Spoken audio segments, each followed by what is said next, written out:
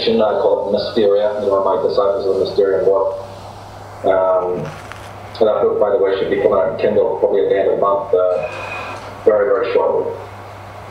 But this Mysterium, which is presented by religion, is the antithesis of what's really going on. Because their God is a central God, fixed God, sort of an anthropomorphic, let's never forget, patriarchal. Each of these points can be debated.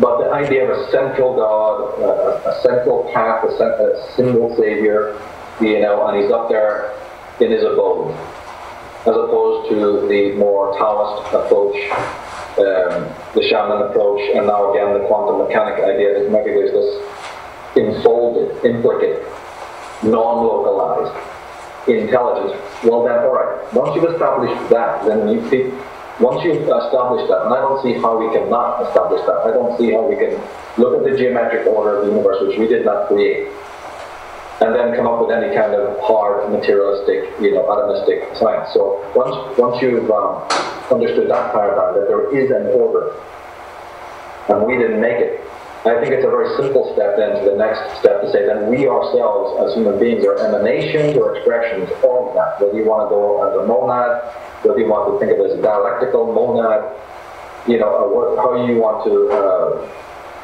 phrase it, is the language of your tradition. And you can even get caught up in the language of the tradition, which is not necessarily a good thing. Like the jargon of philosophy or the jargon of science, this is another problem, right? It's all based on perspectivism. So as long as, so my personal idea is that there is such an intelligence, we are emanations of it. And once we accept that, I think then life becomes quite easy.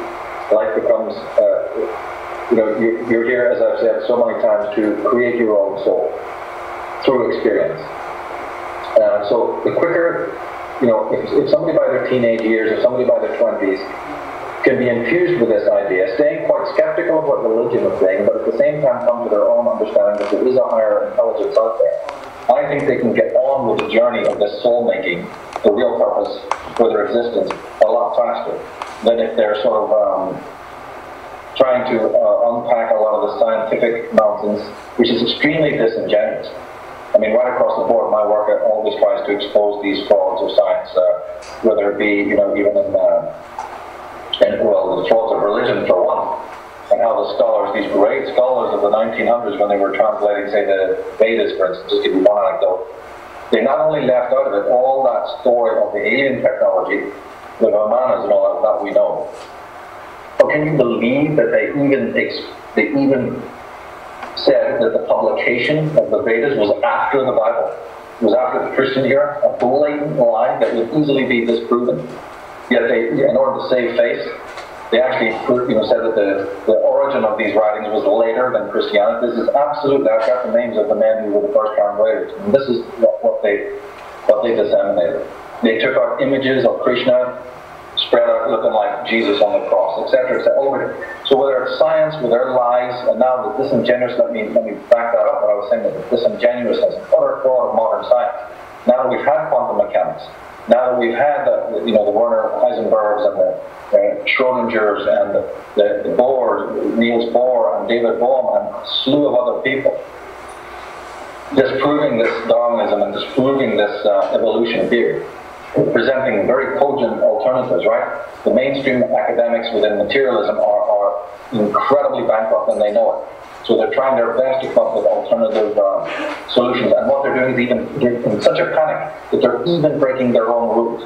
For centuries upon centuries, the materialists, since let's say you can go from Descartes' time, but you can track it even back further than that.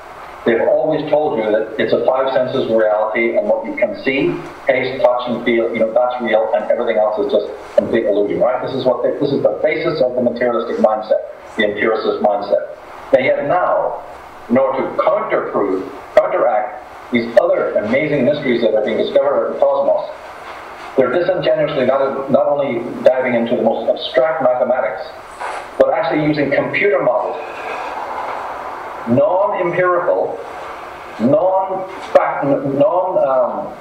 empirical proofs, which 5 minutes ago they were telling you that's not, we're not going to use that. We're only going to see what we can see with our eyes.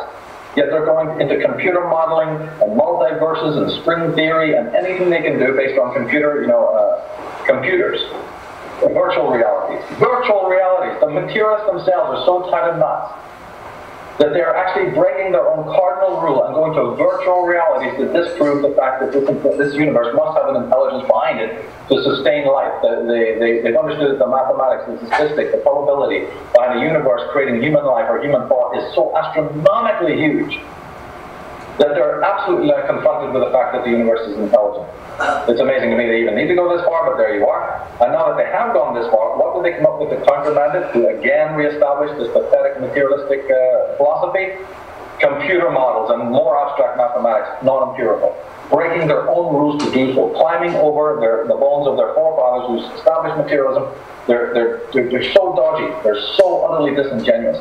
But if people are not up to speed on these things, then they're going to be fooled. Many of the school kids, some of these young men in science and physics are going to be completely fooled. They're not going to be hearing of Hans Alfvén and Arthur Koestler and Niels Bohr. They're not going to study these people. They're just simply not. On my forum under I think it's recommended info, we've got all the videos that debunk the Darwin and the Einstein. But in those videos, they're clearly showing you that those papers are not given to the young kids, the young men and women who are doing the science and the physics. They're not even exposed to it. So it's complete and utter, consensus trance when it comes to that. But in my opinion, there is a higher reality, and it's nothing to do with what religion is presented to us. This is what people who are interested in this can go to the Disciples and Mysterium material that I'm creating and look at what I mean by all of that. But it's not localized, it's plastic, it's omnidirectional. And then, more specifically to answer your question, I'm a perspectivist, a personalist. How you then language that reality is absolutely sacrosanct to you. You don't need clubs, you don't need organizations, cults. You don't need manifestos, Bibles, or any other kind of manifesto. Know thyself. And under that subsection to that is think for yourself, obviously, and then when you come up with a paradigm, keep it to yourself. It's yours. Let somebody else come up with their own ideas. You don't need to share it. There's no need to form a clique. There's no need to create a dogma. This is the vein. This is what religion has done. And then what do we find with the religions? Look at the Buddhists. Look what they've done to that. Look what the Hindus have done to the Vedas. Look what the Jews have done to the Kabbalah. Look how many splinter sects there are within Christianity alone. Look how many splinter sects there are within Hinduism. Sikhism, big lie. Did you know that there's over 30 forms? There's actually 5 official forms. And there's over 30 secretly. They'll never tell you this. And in fact, the website that had all this information, a brilliant website that showed there was over 30 forms of Sikhism, was obviously taken down. It was taken down later on. But part of my family comes from northern India, so I know these facts. It's a long story, but it has to do with how many claimants they were done through the years saying, the truth was given to me by the previous viewer and all that. I don't want to get into that. But there was an enormous amount. Wait a minute, the truth is one, then how come you got all these splinter sects? Each one fighting each other, each one telling you that they've got the truth. So, you either say, or it's pluralistic, and I believe that is perspectivism. You can listen to others who direct you towards these truths, but they're just directors. They're not walking the road for you. And then when you finally come up with your own understanding of what it is, it's yours. It doesn't need to conform to an established, dogma. It's yours. It's your understanding, and that's where we should be going in the future, rather than some sort of homogeneous, closed, one-size-fits-all shrink wrap. This is unfortunately where society's going. So that's the great danger. So anyway, I hope that answered some of your questions there. But it's a huge, huge subject about consciousness in the body. And I deal with this even in the first chapters of the new book, so there's a lot of good stuff. That's one of the greatest questions you could possibly ask, and it needs to be ongoing, the discovery of that. Thank you, Michael. That was a really nice answer. We have a question from someone online, and the question is, what about a person who lacks in energy so much because of a horrible Western diet and all the garbage he or she consumes? Would that make them a vampire if they are so lacking in energy that they seek to drain others?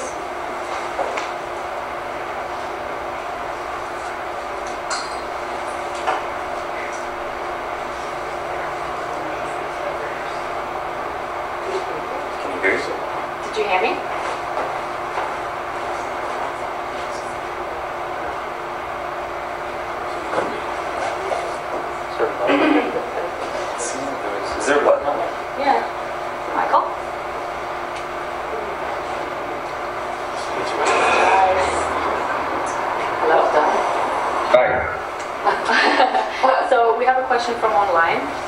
what about a person who lacks in energy so much because of a horrible Western diet and all the garbage she or he consumes? Would that make them a vampire if they are so low in energy? You can't hear? That's Katya? Yeah. Yeah, that was on the forum, that was on the Facebook. That's a very good question. Actually, I thought that was one of the better questions. I think it's very important. I think that one should never become fanatical about it. In other words, what I mean is that attitude is the most important thing. So whether you weigh 300 pounds, I mean, there's martial artists, right, who are very, very stocky, and they can walk on rice paper. It's been done. And there's people who eat nothing but granola and all the healthiest foods and the vitamins and minerals. You can blow them down, just with a puff.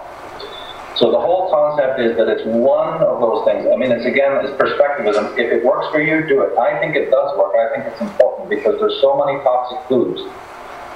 Number one, I'm a strict, vegetarian. I wouldn't say I was a vegan, but I'm a strict vegetarian, and that's nothing to do with diet, though. That's to do with the treatment of animals. So I'll probably not get into that subject, but the idea is that should be, in my opinion, the foremost concern. Other than that, I think it's very important to drink healthy, a lot of water, and it's all part of this whole holistic approach to body. What is body? Chris was asking about consciousness. Consciousness is an attribute of the body, not the brain. The brain is in the body, by the way, as the body is also contained in the universe. Right? So this is how it sort of breaks down: is that the body comes first, and therefore it's absolutely essential to think of the body in a sacred way. In fact, probably one of the only yogas, right? When I say that, I'm speaking more of the Eastern stuff. I've gone on record to say that I think my personal opinion is that Hatha yoga is the only legitimate form. I'm very, very, very skeptical about the other kinds of yoga and what they're about and how they're taught. As we said, the whole Hinduism, Buddhism is just so riddled with falsity. But the Qigong, I'm a big believer in Qigong. I'm a big believer in Tai Chi and Aikido. I mean, I try to do the exercises. Well, I'm not doing Aikido, but I do the exercises, the warm-up exercises. I think those are very good. Qigong is a really big believer in that. I've seen it heal people, and also Tai Chi and things like that, which is all centered in this idea of cleansing and healing. However, you see how the mind works is that suddenly I'm going to go on a diet, suddenly I'm going to eat better, and then I'm forcing myself. So you do one thing good, and you bring in another devil, and you're back. You start becoming too regimented. You become extremely hard on yourself, and you become rigid. And suddenly, to drink a Pepsi, you're nearly going to go to confession, or have a cigarette or something. So this is not good at all, because that's just hurting the body in another way.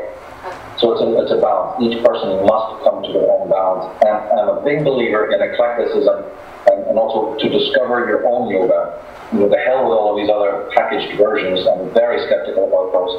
So take elements from each and sort of combine it and make it into your own thing. That I highly recommend, absolutely.